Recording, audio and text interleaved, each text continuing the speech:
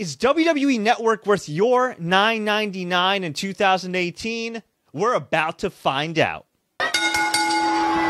Hey everybody, this is Fred Ricciani of TSC News, your home for pro wrestling news, updates, interviews, reviews, and everything in between. If you're new here, please consider subscribing. It's hard to believe that WWE Network is now 4 years old. I remember when it was just like yesterday when I had to buy DVDs, buy the Blu-rays, order the pay-per-views for full price, invite some friends over to gather around just to pay for WrestleMania. But gone are those days because every pay-per-view now is worth pretty much $9.99 per month. But is WWE Network worth your $9.99 per month? Now you might be asking yourself as a WWE Network subscriber, if you're watching this right now, why are you making this video, Fred? Why are you asking this question? Well, it turns out that, there's only about 1.6 million subscribers, give or take, depending on the quarter, for WWE Network worldwide. That means there are millions upon millions of wrestling fans that indulge in WWE programming either through YouTube or on cable via Raw or SmackDown that for whatever reason chose not to subscribe to the network. In fact, I even had a neighbor of mine who watches Raw every now and then say, yeah, is that WWE Network thing worth it? And on the surface, you might say, yeah. But it all depends on your needs and how much wrestling you want to have in your life. So I'm here to tell you about it. First of all, if you want to know how to sign up, whether it be for a free trial or a permanent membership, at the moment they have a 1 month free trial, and they usually have a 1 month free trial. Sometimes they'll have special promotions. Just go to WWEnetwork.com. WWEnetwork.com. You can sign up, create a login. You don't even need a credit card. You can buy a prepaid card at CVS or Walmart or any kind of convenience store. You can get it from Amazon, and then you can just put in your information. You can even go through PayPal, which is pretty helpful. So, which is what I do, actually. I have a credit card. I have PayPal. It gives you that extra layer of security, which is pretty cool. It also makes it easier to cancel in some ways, too. So you sign up, and boom, all of a sudden you get access to WWEnetwork.com. So what does that $9.99 give you? Well, I'll tell you. First of all, it gives you tons of classic content and even recent content. So let's look at Monday Night Raw and SmackDown Live episodes. Because of the TV deals that WWE has in place right now, you can't just get Raw or SmackDown the day after on WWE Network. However, you can get them a month later. So they're about on a month delay because of the TV deals they have in place in the States. Also with Hulu Plus, where you can get condensed versions of Raw and SmackDown. But that's okay. Say you're a lapsed fan. Say you're somebody that didn't watch back in 2003, 2004, 2005, 1998. Say you're a completely brand new WWE fan, and for whatever reason, you want to binge watch Monday Night Raw. You can go all the way back to 1993 to the original episodes to watch. Now, when the network first launched, right, it took a while to get all this stuff on there. We were waiting and hoping and praying, and it was just a mess. You had like 5 episodes from 1998, 5 episodes from 1999, an episode from 2001. There was no rhyme or reason.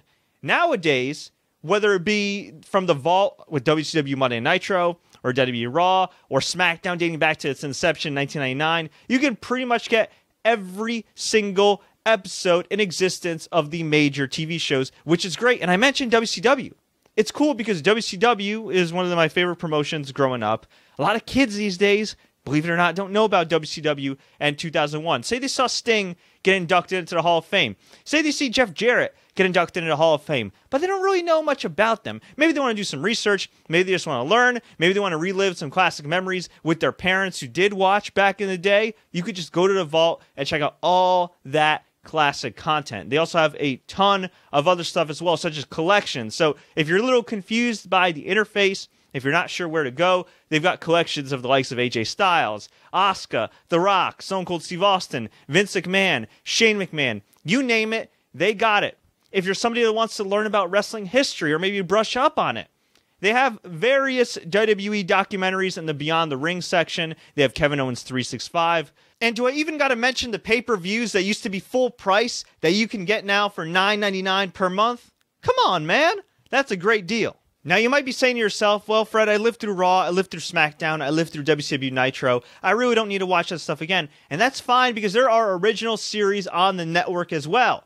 The most popular one being WWE NXT, WWE's developmental brand, which features some great wrestling and quarterly NXT TakeOver pay-per-view shows that are about 2 hours or so in length. You've got 205 Live every week after SmackDown, and that show's become a must-watch with some great pure wrestling. You can even go back in the archives and watch the Cruiserweight Classic to crown the inaugural Cruiserweight champion of this current WWE generation. You have the WUK tournament to crown the inaugural UK champion, which features some great talent from Europe. And you've got a bunch of original WWE series like WWE Breaking Ground, Swerved, Photo Booth, Ride Along, Holy Foley. Some you may like if you're into that reality TV kind of deal. Some you may not like. But the nice thing is, whether you're somebody that wants to binge watch Total Divas or watch shows from 1985 Mid-Atlantic Championship Wrestling, there's pretty much something for everybody. And with the network, it's available on pretty much all major platforms, except for Nintendo Switch at this time. But if you have an Xbox One, which I have, a PlayStation 4, which I have, a Roku TV, which I luckily have, a computer or a smartphone that is capable of downloading apps, you can get WWE Network. Now, there are some cons as well. Here's the cons. While you can continue watching and pick up where you left off with WWE Network, there's that annoying little prompt every time you start it up that goes that has to remind you every 5 minutes that you're watching something that's TV PG, TV 14, and it's a separate loading screen. And depending on your internet speed, that can be a pain in the butt. Speaking of pains in the butt, the other annoying thing, if you're traveling, if you're somebody that goes on long flights, say you got some frequent flyer miles, you want to binge watch a pay-per-view or two, right? WrestleMania is right around the corner at the time we're recording this. Maybe you want to watch that 7-hour WrestleMania from last year, right? Unfortunately, there's no downloading for offline viewing. You may say to yourself, well, maybe they want to combat piracy. And I get that, but guess what? Netflix, which WWE compares itself to, does allow for offline viewing. Now, not every show. There are certain content deals in place that don't allow them to download, Marvel shows or anything like that. But still, a majority of the shows on Netflix, and movies for that matter, you can download and watch later. Why can't WWE Network do that? It's a billion-dollar company. They've spent a ton of money on this product, on this service. Why not? It seems minor at first, but there are a lot of people out there that are always on the road, that are commuting to work, that are flying out. Maybe they're going on a long 18-hour flight to Japan or Lebanon or wherever on vacation. They want to be entertained, and they just so happen to be a wrestling fan. And it's weird because WWE does upload full matches on YouTube on occasion. And YouTube, if you're a YouTube Red subscriber like I am, you can actually download all kinds of videos for offline viewing. But for whatever reason, you can't do that on the WWE Network. The other thing is functionality. Functionality across the board is, well, all over the place. Now, on my Roku TVs, I found WWE Network to work best when playing it back on there. But prior to getting a smart TV or two, I had some serious issues. I'd put it on my computer, and I have a pretty fast computer. It'd be a little buggy, it'd load, it'd lag, it wouldn't look in full HD when streaming. I put it on my Xbox One, mixed results. PS4, mixed results. Xbox 360. Even when Xbox 360 wasn't discontinued, that system was freezing up with the WWE Network app. I have to say, as somebody that owns a number of subscriptions to streaming services, from New Japan World to Netflix to Hulu, you name it, I got it. WWE Network is by far the worst of all of them. Now, that being said, it's not bad all the time, but quality-wise, overall, I'd say it is a tier below all those respective services, depending on your platform. If you have a computer, it may work fine. But if you put it on the PS4, it may not work so great. Thankfully, I've seen the most consistent results on Roku, and ironically enough, on my smartphone, but not always on my game systems, which is a little weird. And actually, I'd like to hear from you. If you're a WWE Network subscriber, and for whatever reason you get better performance on an Apple TV as opposed to a Roku or vice versa, please let me know in the comments. But that's just something I feel like it's a reoccurring theme with WWE Network. Hopefully that's something they can continue to patch up and take care of. On the bright side, I will say this. WWE Network support, when tweeting out things, even if you don't tag them directly, are always quick to respond to you to help you out when they can. So I give them props for that. So what's the verdict overall? UI, user interface, I have to give it a 7 out of 10. It's not the hardest platform in the world to browse around, but if you look at my Xbox One right here with the WWE Network, and then you look at the PC version, they look pretty different. Where on Xbox One, you have to filter pay-per-views by year. On WWEnetwork.com, you can actually filter pay-per-views by name and by year. Why is it so different across the board? I'm not really sure, but that can lead to some mixed results and user interface experiences. Video quality, I give it an 8.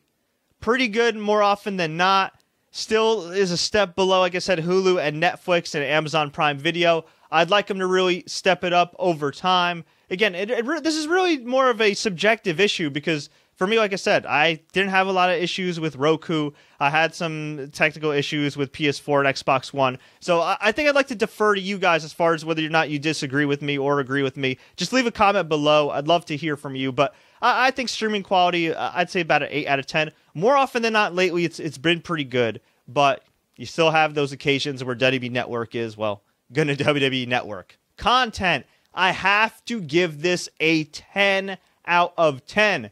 That seems like a really strong grade, and it's for good reason. If you're a wrestling fan, for $9.99, you get thousands upon thousands of hours of content. As I said before, there is something for everybody. You want podcasts? You got the Stone Cold and Chris Jericho and McFoley podcasts. You want reality shows? You got Breaking Ground, Total Divas, Legends House, Ride Along, and Swerved. You want good old pure wrestling? You've got it all. Monday Night Raw, SmackDown Live, NXT, 205 Live. You want old school content? You got All-Star Wrestling, World Championship Wrestling, Mid-Atlantic Wrestling, AWA, World Class Championship Wrestling, ECW, Smokey Mountain Wrestling. You name it, they got it, and they're adding even more. As we speak, they're reportedly going to be adding episodes of WCW Thursday Night Thunder. So the list of content you can get as a wrestling fan on WWE Network goes on and on, not to mention the fact that you get all the current pay-per-views live on the air for $9.99. You don't have to wait for a delay. You don't have to order it for $59.99 if you don't want to.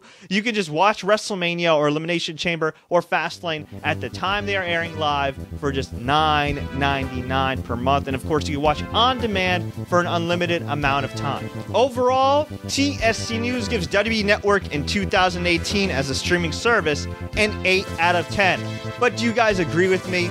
Do you disagree with me? I would love to hear from you, so please let me know by leaving a comment. If you enjoyed this review, please click that like button. And if you're somebody that's into professional wrestling, we got it all for you right here. Please consider subscribing. Until next time, everybody, as always, enjoy the matches.